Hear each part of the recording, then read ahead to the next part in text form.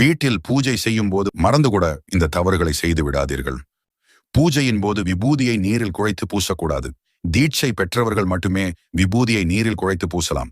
பூஜை அறையில் தெய்வ படங்களை வடக்கு பார்த்து வைத்தால் சாபம் உண்டாகும். விரத தினத்தில் தாம்பூலம் தரித்தல், பகல் உறக்கம், தாம்பத்திய உறவு, சண்டையிடுதல் கூடாது. வாழைப்பழத்தில் பத்தியை சொருகி வைக்கக்கூடாது. தேங்காய் 2க்கு மேற்பட்ட துண்டுகளாக உடைந்தால் அதை தெய்வத்திற்கு நிவேதனம் செய்யக்கூடாது.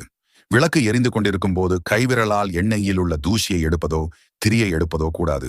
ஈர உடையுடனும் தலைக்குடுமியை முடியாமலும் தலையிலும் தோளிலும் துணியை போட்டுக்கொண்டோ கட்டிக்கொண்டோ வழிபாடு செய்யக்கூடாது.